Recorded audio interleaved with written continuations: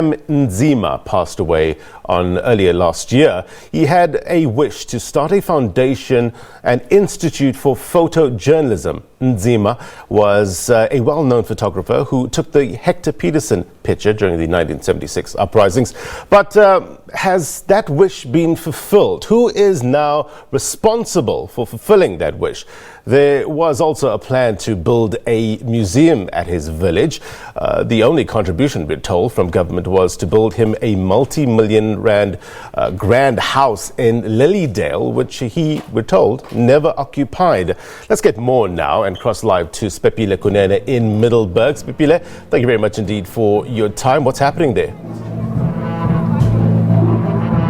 We're coming to you live from Middelburg. What's happening here is that there's going to be a youth event where youth from every other corner of Mpumalanga is expected to converge in this hall behind me, where they'll be told about strategies that the government has in place to create jobs, to make them useful, to kind of like be in a position where they feel like they can contribute to the society.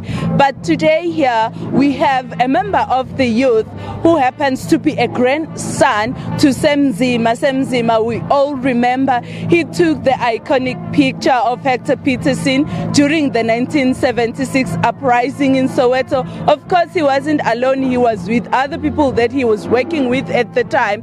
But for more on these, we'll be talking to his grandson, Amukelani. Amukelani, just briefly tell us where you are as a family. You lost Sam Nzima last year, and there was a promise from government that a museum will be opened in his honor. Has that happened? Thank you and good morning and happy Father's Day. On the issue of the government have been promised, the government is still in the process to do what they promised. So we are still waiting for the government to do the promise, what they promised us in the family to do the museum, but everything is on the process. Okay, right now what's happening with his house, the house that was built? I remember when we went for his funeral, it wasn't occupied yet. Who's occupying it? Who's using it? Our grandmother, she's using the house. You remember even when the deputy president said the house will be for Gogo. So Gogo, she's staying there now. Okay, right now as a family, how do you feel about this? Do you feel honored enough for this picture? I can see you already wearing a t-shirt that has his pictures all over the place. How are you feeling? Proud, or how are you feeling? No, as a grandson, I'm feeling proud that the government, they've done something. The start, we have it now, and as the promise, I believe that the government, they will do it, because the government of Mpumalanga never failed us, and I still believe that they will still continue doing what they've promised, because the young people, the generation that they are coming, is where they must see the museum, they see the pictures of Hector Pieterson and other stuff, even the picture or even where my grandfather slept, so they can see everything, the history, where they can get the history, because the June 16, if you remember, the June 16 is a holiday where we are remembering the 1976 uprising. So that's why the museum will be built. So the young generation, those who are coming from behind us, they can get the history there. So all the people or whatever the people will come outside the country, they'll go and know the history, what happened in 1976.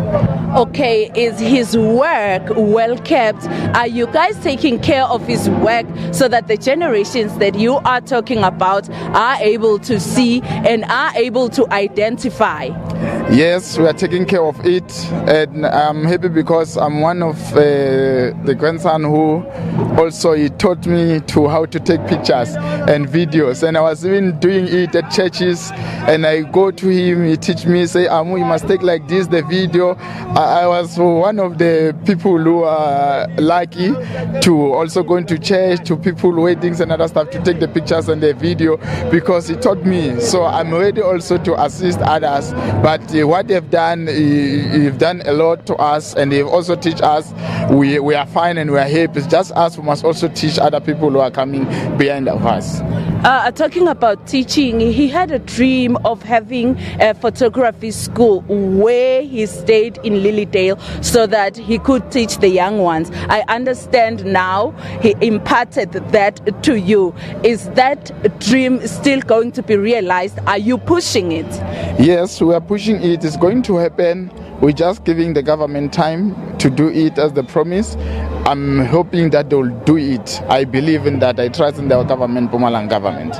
Okay, moving away from Ubabu Sam Nzima, Umkulu, let's talk about the challenges that are faced by the youth these days. What's your take on it? There's high unemployment rate.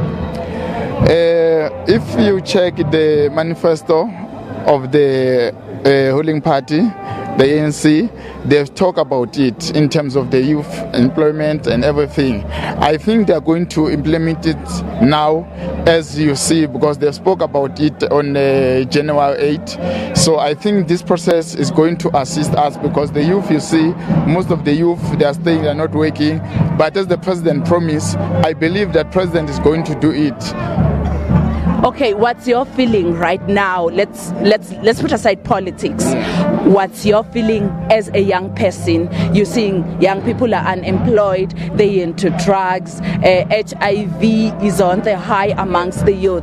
How do you feel about it? Yes, it's very bad. It's not nice when you're not working. It's not good. And people, they go to drugs sometimes because they're frustrated. Because some of them, when you talk to them, it's just a frustration. Others, they don't have even the direction. They don't know what to do. Because mostly when I engage with them, those who I'm close with them, others, they even call me and advise them. I even motivate them to go and check with the people who are in NYDA to help them. But when even they ask them, what do you want to do? They don't know what they want to do. They just say, no, we want a job. Something say, which kind of job that you want? So most of people, we are still in the process of even engage them to assist them. Because you see, even the issue of the land, that if we get the land, they can even go and do something. Because the job is not about being the government, being employing the government. You can even do something on the community. I even told others in the village, Lilydale, I said to them, you can't just stay. We don't have even where we do the toilet papers and everything, where we are doing something that on our hands. Because mostly we go and buy things somewhere in Joburg or something. But we need to do it our own there on the village, because we can have the fames and other stuff, and then we approach the government to support us to do all those things. Okay, thank you so much, Amukelani. That was Amukelani, who is a grandson to Sam Nzima. He was telling us about the challenges that are faced by the youth nowadays. In 1976, it was something else. These days is the high rate of unemployment. Basically, he's saying youth members, young people can do things using their own hands. They can create their own space of employment. They don't necessarily need to be employed by someone. They could be entrepreneurs in their own areas where they live. For example, he's giving us Lilydale. So what's expected to take place here? There is an exhibition that side that is where people will walk about and see what people that are involved with the Department of Arts and Culture in the province are doing. There's also going to be a formal program inside where the NYDA, which is a developmental scheme for young people where they can apply for loans to start businesses, are going to be doing their presentations and the programs that the government has in place to make the lives of the youth better. Back to you, studio. Spepile, unemployment seems to be the buzzword on Youth Day. Spepile Kunene, live for us in Middleburg. We thank you very much indeed for your reporting. The other buzzword, in fact, is language. And if you remember yesterday, Professor Mama